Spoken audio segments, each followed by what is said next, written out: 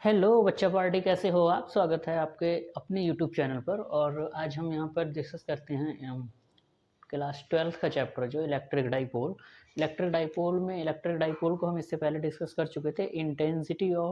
Intensity due to electric dipole to its axis, तो इस पे भी हम इस पे पहले डिस्कस कर चुके थे। आज हम यहाँ से स्टार्ट करेंगे electric dipole electric field intensity sorry electric field intensity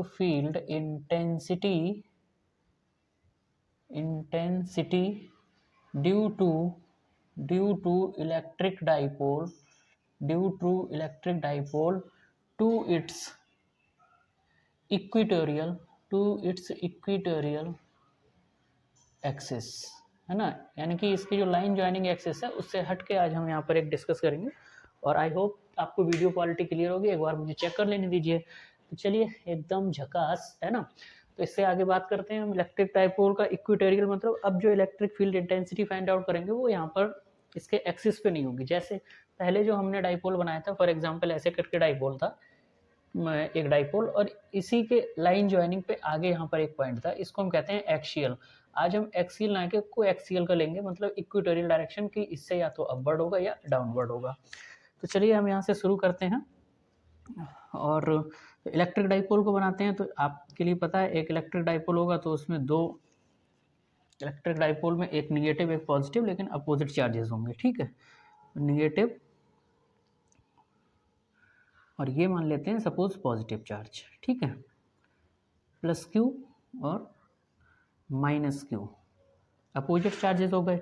इनके बीच में मिड पॉइंट से, सेंटर पॉइंट से एक कोई पॉइंट ले लेते हैं अपवर्ड डायरेक्शन में। आपका होगा सर ऊपर की साइड में क्यों लिखा? कोई बात नहीं, आप नीचे की साइड में लिख दीजिए डाउनवर्ड, तब भी सेम आएगा आपका।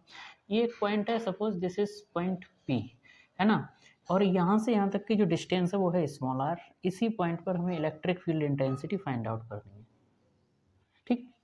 We find the electric field intensity at the point P from the center of the pole या from the midpoint of the pole। तो midpoint that is O। Suppose total distance जो होती है इसके बीच की 2L होती है, ठीक है। अगर ये 2L है तो ये वाली L, ये वाली भी L हो जाएगी, LL, ठीक है। अब आपको क्लियर होगा। अब यहाँ से हम एक पॉइंट ले रखा है हमने P। हम मानते हैं कि P पॉइंट पर हमेशा जो टेस्ट चार्ज होता है उसकी वैल्यू होती है प्लस क्यू मतलब positive charge.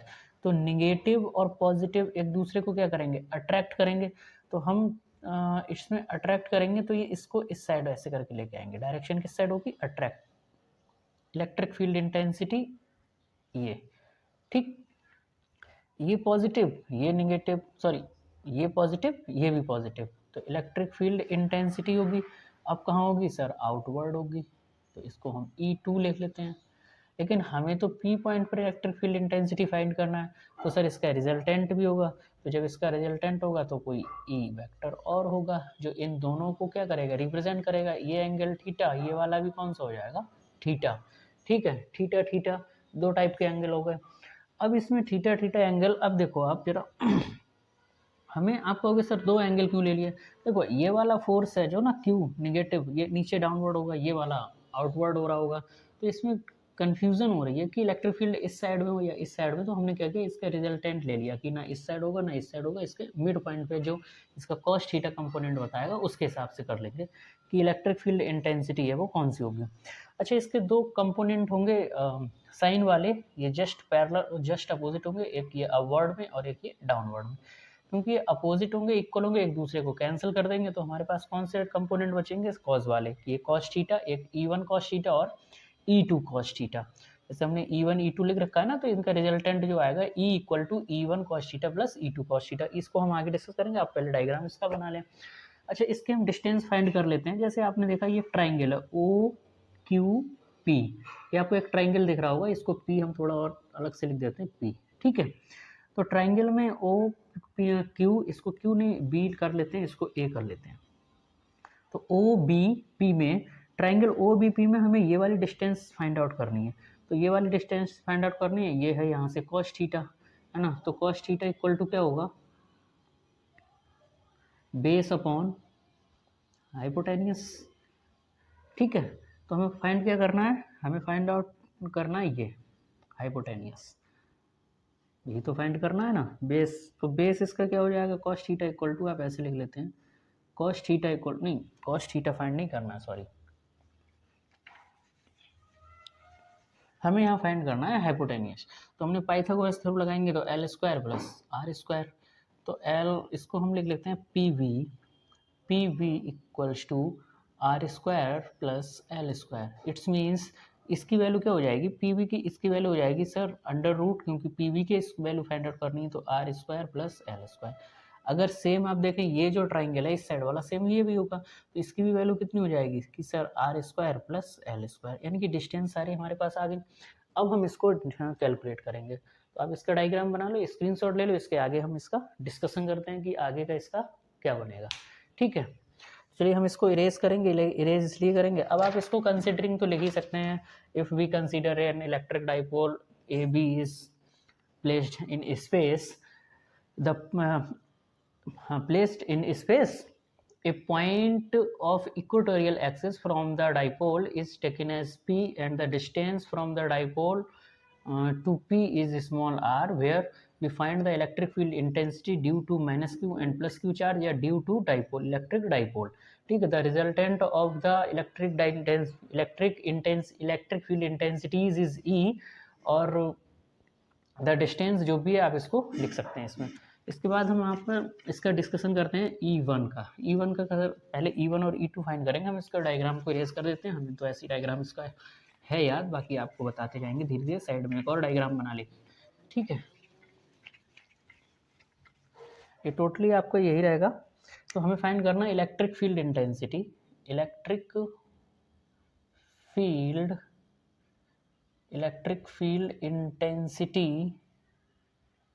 Field intensity due to charge minus Q at P point पर। इसको हमने क्या लिया था, E1 लिया था, है ना, पहले वाले को क्या लिया था E1, तो E1 का फॉर्मूला क्या होता है 1/4 पाई, है ना, 4 पाई मतलब 4 पाई, ठीक, 4 पाई ये नहीं है कि आके आके सो गए यहाँ पे, 4 पाई 4 पाई एक ही बात है, आप अपने जैसे इसको पढ़ना चाहें। 1/4 pi epsilon naught Q upon R square. अब हमें आर लेना था ये वाली, है ना, इसका हाइपोटेन्यूस। तो आर को अगर हम लेंगे पाइथागोरस के थ्योरम के अकॉर्डिंग, तो हमारा आर की जो वैल्यू आ रही थी R square plus L square. Equation 1 मान लेते हैं थोड़ी देर को, दिस इज इक्वेशन 1। ठीक, अब हम फाइंड करेंगे, सेम लाइन रहेगी, electric field intensity due to charge plus Q at P. इसकी वैल्यू हो जाएगी E2 equal to 1/4 pi epsilon naught Q upon, फिर से डिस्टेंस सेम थी, R square plus L square. इसको इक्वेशन 2 लिख लेते हैं। डायरेक्शन अगर हम इसमें लिखते चाहें तो कौन कौन सी डायरेक्शन चाहिए, तो आप देखें P से A थी तो लिखेंगे P to A। इस वाले में देखेंगे सेकंड वाला जो केस था जिसको आउटवर्ड था, तो उसमें जो डायरेक्शन हो जाएगी B to P, है ना, किसकी ओर, B to P या आउटवर्ड टू पी, पी से आउटवर्ड बाहर की ओर।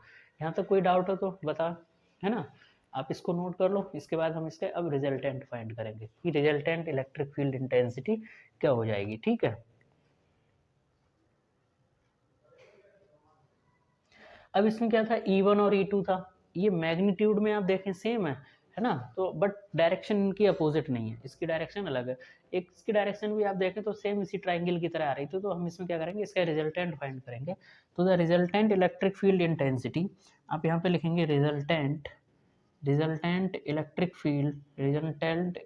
Field intensity at P. P पर जो इलेक्ट्रिक फील्ड इंटेंसिटी हो जाएगी वो E equal to E1 cos theta plus E2 cos theta, क्योंकि इनके साइन कंपोनेंट है वो एक दूसरे को क्या कर देंगे, कैंसिल आउट कर देंगे, और कौन से कंपोनेंट बचेंगे, सिर्फ इसके जो बचेंगे cos थीटा वाले कंपोनेंट बचेंगे। ठीक है, तो E1 प्लस E2, अब देखो जरा E1 और E2 की वैल्यू सेम है ना, हम इसको ऊपर वाले को इरेज कर देते हैं, है ना, इसको इरेज कर दिया।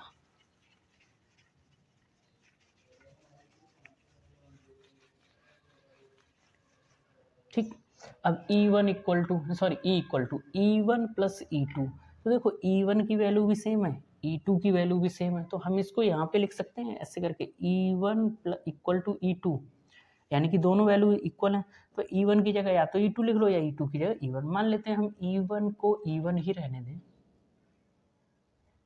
E2 को चेंज कर देते हैं, E2 की जगह लिख देते हैं E1, क्योंकि मैग्नीट्यूड में दोनों सेम है, E1 cos थीटा। तो देखो E1 कितना हो गया आपका, होगा सर 2E1 cos थीटा। ठीक है, अब हमारे पास E1 की तो वैल्यू है, E1 और E2 सेम है, हमें वैल्यू फाइंड आउट किसकी करनी है, cos थीटा। हमें किसकी वैल्यू फाइंड आउट करनी है, cos थीटा। तो cos थीटा भी हमने आपको फाइंड आउट कर भी रहे थे हम, cos थीटा इक्वल टू, आपको क्या बताया था, बेस अपॉन हाइपोटेनियस। तो बेस क्या था, तो आपने देखा था, देखो हम यहाँ पे बना के दिखाते हैं, base minus Q plus Q, ऐसे करके तो डायग्राम था। ठीक, तो ये बेस था एल, और इसको हमने लिखा था R square plus L square, तो सेम यहीं पे आएगा, तो base L upon upon R square plus L square, under root में R square plus L square, यानी cos थीटा की हम वैल्यू यहाँ पर क्या लिखेंगे, तो cos थीटा की वैल्यू हम ये वाली लिखेंगे। ठीक है, तो हम जरा इसमें वैल्यू को पुट करते हैं, E1 और E2 की जो वैल्यू थी 2E1, तो 2E1 की वैल्यू को हम पुट करेंगे यहाँ पर। बहुत जल्द आपको बोर्ड भी ये आपको चेंज हुआ दिखेगा, आप बस थोड़ा टाइम और दीजिए, आई थिंक 1 वीक का, लगभग 1 वीक के बाद में आपके लिए बोर्ड भी यहाँ पर दूसरा मिलेगा। ठीक है, तो हमें देखने दीजिए इसका, हाँ क्वालिटी एकदम ठीक है, आप पढ़ते रहिए आराम से, आपको क्लियरिटी तो दिखाई दे रही होगा ना, क्लियर तो, और इससे आपको बाकी हम बोल ही रहे हैं आपके लिए। तो 2E की वैल्यू है 1/4 pi epsilon naught Q upon, कहाँ गया, Q अपॉन आर, आर मतलब R square plus L square, cos theta की वैल्यू है L upon under root R square plus L square. ठीक, यहाँ तक कोई डाउट नहीं होना चाहिए। अब हम इसको देखो 2QL, तो 1/4 पाई ऐसे ही रखेंगे। ठीक, 2QL ये हमारा क्या बन जाता है, इलेक्ट्रिक डाइपोल मूवमेंट, है ना, P बन जाता है, P इक्वल टू होता है ना 2QL, ये तो हमने डाइपोल मूवमेंट पढ़ाई है, तो P हो गया। इसको क्या करेंगे, देखो ये है 1 पावर, इसके ऊपर कुछ भी नहीं है तो 1 पावर, और इसको मान लेते हैं, मान क्या लेते हैं, अंडर रूट की वैल्यू ही होती है, अंडर रूट की वैल्यू कितनी होती है 1/2, तो इसका मतलब 1 प्लस 1/2 ये कितना हो गया 3/2, यानी कि इस टोटल की पावर क्या हो जाएगी 3/2, है ना, ये हो जाएगा R square plus L square की पावर 3/2। यहाँ तक कोई डाउट है, नहीं है, तो चलिए आगे चलते हैं, होना भी नहीं चाहिए, इतने अच्छे से समझा रहे हैं इसके बाद भी डाउट होगा, है ना। फिर E equal to 1/4 pi epsilon naught, ठीक है, P अपॉन, अब हम इसको देखो क्या करते हैं, आर स्क्वायर और एल स्क्वायर अलग अलग नहीं लिखेंगे, हम यहाँ पर एक टर्म लिखेंगे, R is much greater than in comparison to L, so R square is much greater than to L square, so we can neglect the term L square. थोड़ी सी अंग्रेजी सीखनी पड़ेगी, है ना, लिखने के लिए, क्योंकि आप लोग इंग्लिश में लिखेंगे, वहाँ से आप तो बोल लेते हैं, तो आपको भी क्या करना पड़ा, अंग्रेजी सीखनी पड़ेगी 2-3 लाइनें। अब अंग्रेजी नहीं आती तो छोटे भाई से सीखो। तो R is much greater than in comparison to L, L के कंपैरिजन में आर की वैल्यू ज़्यादा है, तो जब भी किसी की वैल्यू अगर 1 से कम है ना, 1 से कम है, या हम कह सकते हैं जब भी कभी हम स्मॉल वैल्यू का स्क्वायर करेंगे तो उसकी वैल्यू हमेशा और ज़्यादा स्मॉल आएगी, तो आर के कंपैरिजन में हम एल को कंसीडर नहीं करेंगे, तो ये क्या बचेगा आपका, होगा सर एल स्क्वायर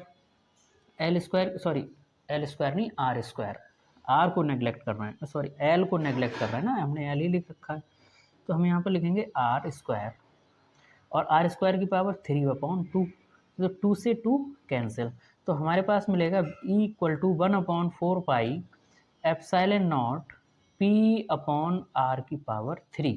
ये हमारे पास आ गया इक्वेटोरियल कंडीशन में electric field intensity at point P। ठीक है, आप इसको देख लीजिए, आई होप नोट कर रहे होंगे, नहीं कर रहे होंगे तो आप अपना स्क्रीनशॉट लेते जाइए, जैसा भी आपको अच्छा लगे। अब हम इसकी फाइंड करेंगे वेक्टर फॉर्म। ठीक है, वेक्टर फॉर्म तो जरूर फाइंड करते हैं, बिना वेक्टर फॉर्म के पता नहीं, है ना, और आनी भी चाहिए वेक्टर फॉर्म, एग्जाम में मोस्टली आपसे वेक्टर फॉर्म को ही वहाँ डिस्कस करवाता है, सो डैट प्रूव डैट बाद में लिख देना आप हैंड्स प्रूफ, कुछ लोग लिख के आते हैं भैंस प्रूफ, ठीक है। तो इन चीज़ों का ध्यान रखना है, हमें वेक्टर फॉर्म लिखना ही है। तो वेक्टर फॉर्म के लिए यहाँ देखते हैं, आप लिखेंगे vector form in vector form, in vector form, ठीक। तो इन वेक्टर फॉर्म तो वेक्टर लगा देंगे हम। तो हमने आपको बहुत अच्छे से तरीके बताया है, 1 अपॉन, है ना, p अपॉन r की पावर 3, एक तो आप r कैप लगा दीजिए, ये हो गई वेक्टर फॉर्म, r की वैल्यू लगा दीजिए तो ये दूसरी वेक्टर फॉर्म। मोस्टली आपसे यही पूछेगा, इसके अलावा नहीं पूछेगा वो, r की पावर 4 और r कैप। सर ये r4 कैसे हो गया, क्यों, क्योंकि r कैप की वैल्यू होती है r vector upon mod r, तो r से r की मल्टीप्लाई होगी तो 3 की पावर 4 हो गया, ठीक है। अब इसमें आता है एक्सियल और इक्वेटोरियल में क्या डिफरेंस है। तो एक्सियल और इक्वेटोरियल में क्या डिफरेंस है, एक्सियल में आता है 2p, है ना, और इक्वेटोरियल में क्या आ रहा है, सिंगल p।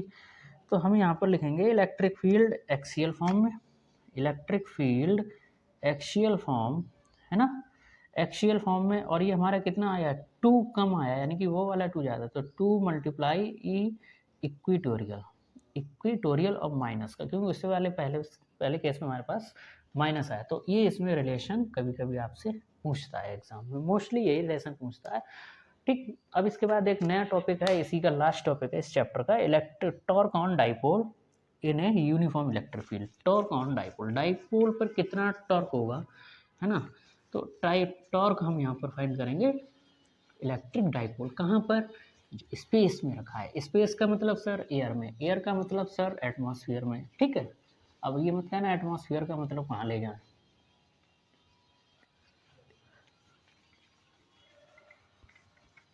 क्लास समझ में आ रही है ना, नहीं आ रही हो तो कमेंट बॉक्स में आराम से लिख देना नहीं आ रही है, लाइक नहीं करेंगे शेयर करेंगे, आपको लगे हाँ लाइक और शेयर करना है तो कर देना, चैनल पे नए हैं तो क्या करना है, सब्सक्राइब, है ना, सब्सक्राइब करने पर आपको क्या मिलेगा, कुछ नहीं मिलेगा, लड्डू मिलेंगे।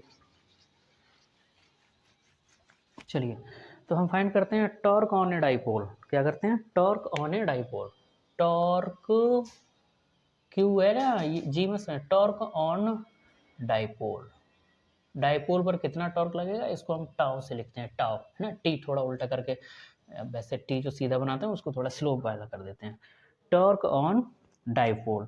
तो हम बनाते हैं पहले एक electric field, uniform electric field, ठीक, कैसा इलेक्ट्रिक फील्ड यूनिफॉर्म, तो this is a electric field, uniform electric field, ठीक। इसको हम लिख देते हैं, कहाँ लिखें, ई यहाँ लिखते हैं, ठीक, इलेक्ट्रिक फील्ड है इस साइड से इस साइड, लेफ्ट टू राइट। हम एक डाइपोल को यहाँ पे रखते हैं, ये है डाइपोल, ले आए हम, है ना, नन्ना सा छोटा सा प्यारा सा डाइपोल, मान लेते हैं ये डाइपोल का ये प्लस क्यू है, ये मान लेते हैं माइनस क्यू है, मान लिया, है ना, आप इसको भी माइनस ले सकते हैं। तो इसकी वैल्यू हमने आपको बताई थी कितनी होती है डिस्टेंस, तो आप कहोगे सर 2L होती है। इलेक्ट्रिक डाइपोल हमने मान लिया ये थीटा एंगल पे रखा हुआ है, कहाँ पर, इलेक्ट्रिक फील्ड में, ये थीटा एंगल, ठीक है, ये डिस्टेंस है 2L, ये डिस्टेंस हमको नहीं पता, तो ये वाली डिस्टेंस कितनी हो जाएगी, हम मान लेते हैं इसको A, इसको B, हमें C, हमें फाइंड करना है टॉर्क। टॉर्क का जो फॉर्मूला होता है, तो टॉर्क का जो फॉर्मूला होता है force into, torque equal to होता है फोर्स इनटू परपेंडिकुलर डिस्टेंस, ठीक। अब आपने देखा होगा टॉर्क, जैसे मेरे पास ये मार्कर है, देखो एक तरफ इधर बढ़ा रहे हैं तो एक पीछे वाला हाथ पीछे आ रहा है, अब ऐसे बढ़ा रहे हैं तो ये टॉर्क हो गया। तो किसी चीज़ को घुमाने के लिए जो फोर्स लगेगा उसको हम कहते हैं टॉर्क। घरों में दही मट्ठा चलाने के लिए आप लोग देखते होंगे, है ना, सिस्टर या मम्मी करते होंगे ऐसे ऐसे, तो क्या करते हैं, दही बनाने के लिए, मट्ठा चलाने के लिए उसका यूज़ किया जाता है ना। तो ये होता है टॉर्क वाला, आप किसी के कान को पकड़ो ऐसे ऐसे घुमाओ तो देखो कितना अच्छा अच्छा टॉर्क लगेगा, ठीक है।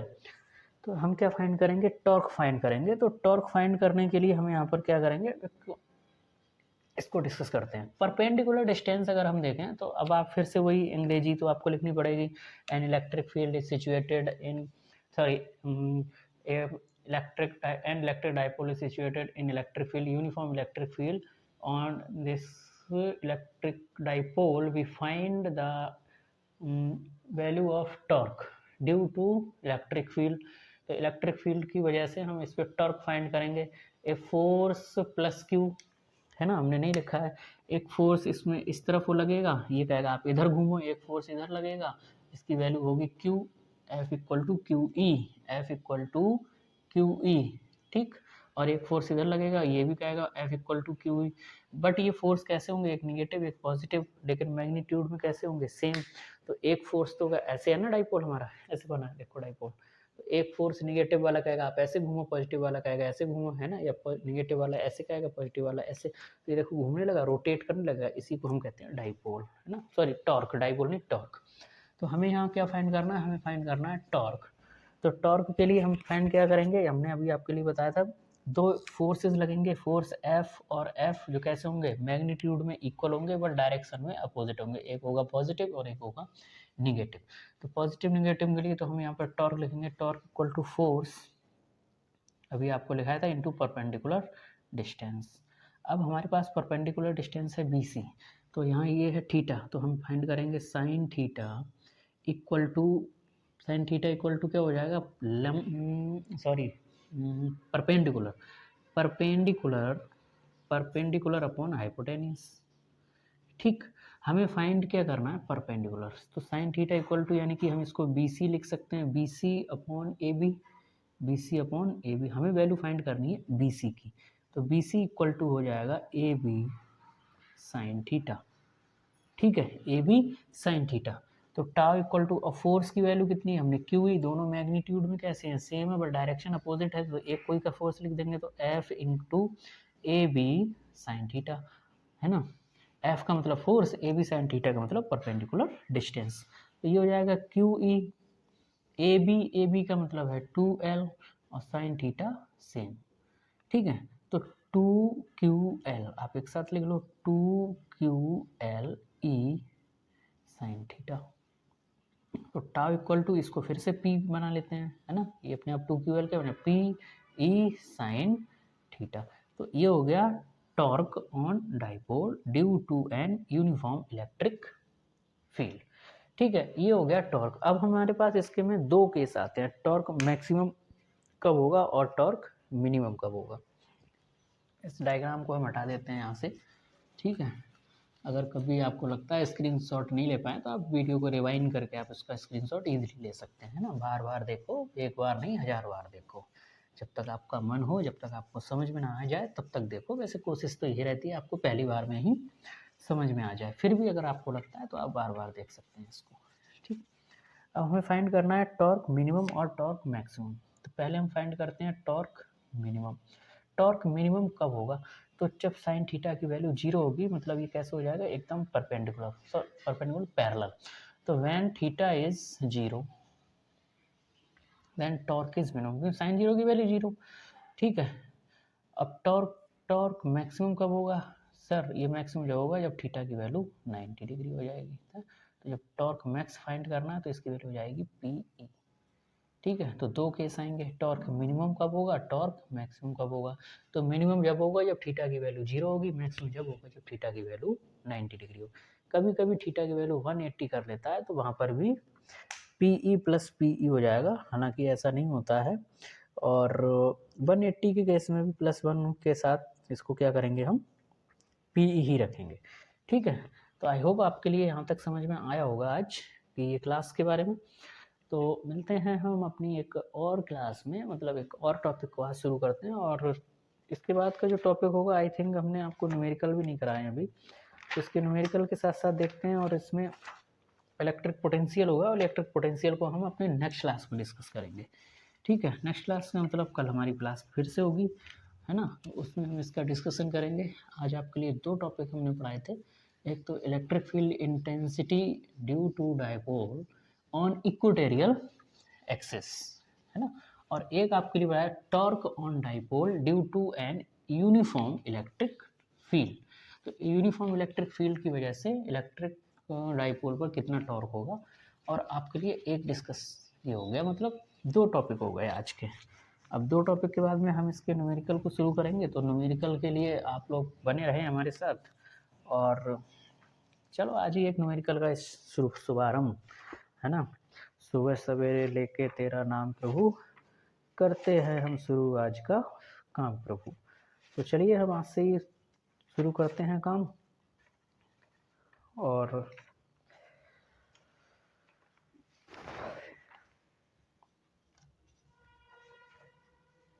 न्यूमेरिकल आपके NCERT वाले ही करा देंगे, है ना, जो आपकी बुक में है उसी को लेके हम यहाँ पर डिस्कस करेंगे। जैसे what is the force between two small charge sphere carrying of charge, ये है ना, और रेडियाई दे रखी है, तो हमें फाइंड करना है। जैसे ये है question, what is the force between two small sphere,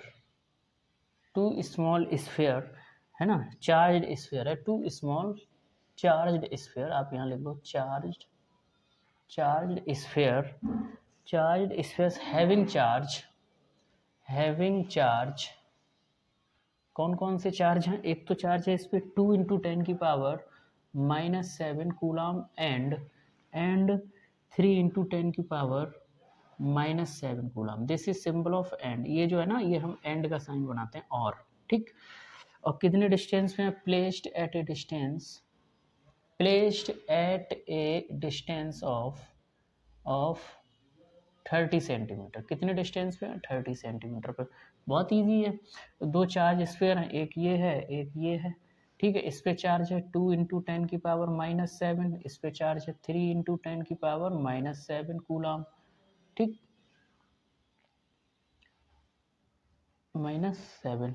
इनके बीच की जो डिस्टेंस है, तो आपका सर सेंटर टू सेंटर होती है, हमेशा आप याद रखना, ये डिस्टेंस सेंटर टू सेंटर होती है कितनी है? 30 सेंटीमीटर, ठीक। दोनों पॉजिटिव हैं या निगेटिव हैं? तो दोनों पॉजिटिव हैं, तो इनके बीच का फोर्स कैसा होगा? सर दोनों पॉजिटिव है तो इनके बीच का फोर्स कैसा होगा? रिपल्सन। कैसा होगा? रिपल्सन। आपको बहुत अच्छे से बताया था अट्रैक्शन और रिपल्सन, है ना। इतनी सुंदर कन्या को देखते हैं तो आप क्या करते हैं? अट्रैक्शन कौन सा वाला? Physical attraction. लेकिन जब आपको कोई ऐसा बेकार है, रिपल्सन। दूसरी बात, अट्रैक्शन और रिपल्सन के लिए, जैसे कोई किसी को पसंद करता तो ना चाहते हुए बोलेगा आपका होमवर्क पूरा हो गया, नहीं हो गया होगा तब भी मांगेगा कि कॉपी दे दो। अब लड़कियां भी कुछ ऐसे करती हैं, अगर होमवर्क उनका कंप्लीट है, उनको किसी से बात करनी है, क्या आपका ये वाला टॉपिक है कंप्लीट, हमें दे दीजिए कॉपी। कॉपी के बहाने अट्रैक्शन, ठीक है। तो इन चीज़ों को यहाँ पर देखना पड़ता है। तो हमें यहाँ पर क्या करना पड़ेगा? रिपल्सन, है ना। रिपल्सन में अब हम फाइंड फोर्स करते हैं। फोर्स की वैल्यू होती है F = वही 1/4 pi epsilon not Q1 Q2/r²। तो Q1 ये हो गया Q1, this is Q2 R, ये हो गया R की वैल्यू। लेकिन ये सेंटीमीटर में, तो मीटर में करेंगे तो ये हो जाएगा 0.3, ठीक है। 0.3 या 30, आप कुछ भी लिख सकते हैं। तो 9 × 10 की पावर 9 होती है इसकी वैल्यू। Q1 2 × 10 की पावर -7, Q2 3 × 10 की पावर -7, R² का मतलब 0.3 × 0.3। 2 पॉइंट है तो 2 जीरो ऊपर बढ़ा लीजिए, ओके। इसके बाद हम ऊपर लिखते हैं इसमें, ठीक। इसको इरेज कर देते हैं ऊपर वाले पार्ट के लिए, इसको सॉल्व यहाँ कर देते हैं। रिपल्सन का फोर्स होगा, आपको समझ में आ गया दोनों कैसे हैं, पॉजिटिव हैं, ठीक। तो ये F = 9 × 10 की पावर 9। अब देखो पहले पावर शिफ्ट, 2 3 जा 6, ठीक है। 7 7 14, 14 में से 2 जाएंगे, कितने होंगे? 7 में से 14, 7 में से 14, सॉरी 14 में से 2 जाएंगे, तो यहाँ पर 12 माइनस का 12 अपॉन 3 3 जा 9, 9 से 9 कैंसिल, तो आंसर हमारा आ गया 6 × 10 की पावर -3 न्यूटन। कैसा हो गया? रिपल्सन, ठीक। ये हो गया हमारा पहला न्यूमेरिकल, ठीक। ऐसे और आप अपने एग्जाम बुक में जो भी न्यूमेरिकल्स हैं उनको आप डिस्कस नहीं करके देखना है ना, सॉल्व करके देखना है आपको। और जो भी आपको टॉपिक समझ में नहीं आया, आप उसको हमें कमेंट बॉक्स में कमेंट कर सकते हैं, हमारे चैनल पे भेज सकते हैं, आप हमारे व्हाट्सअप नंबर पर भेज सकते हैं। व्हाट्सअप नंबर भी आपको हम देते हैं यहाँ पर। और आप चैनल को सब्सक्राइब कर लें। सब स्पेलिंग गलत हो गई, सब्सक्राइब, है ना। लाइक, लगे आपको वीडियो में कुछ है ऐसा तो सर लाइक भी करें और लास्ट में शेयर भी करें। और फिर भी अगर कुछ प्रॉब्लम है तो 9997052943 इस नंबर पे आप हमें मैसेज कर सकते हैं, व्हाट्सअप कर सकते हैं, ठीक है। तो चलिए मिलते हैं हम अपनी नेक्स्ट क्लास में। अगली क्लास में हमारा नया जो चैप्टर होगा, एक्चुअली में हम आज ही शुरू कर देते, लेकिन इसलिए शुरू नहीं कर रहे हैं, हमारे यहाँ पर 2 टॉपिक कंप्लीट हो गए, मतलब 1 यूनिट कंप्लीट हो गई इलेक्ट्रिक फील्ड तक। अब इलेक्ट्रिक फील्ड से आगे जो होगा नया इलेक्ट्रिक पोटेंशियल और कैपेसिटेंस, तो ये नए यूनिट में, तो हम नया यूनिट नए दिन से स्टार्ट करेंगे जिससे कि एक अलग अलग हो जाए। ठीक है, तो थैंक यू आपका पेशेंस बनाए रखने के लिए, और मिलते हैं हम अपनी नेक्स्ट क्लास में, तब तक के लिए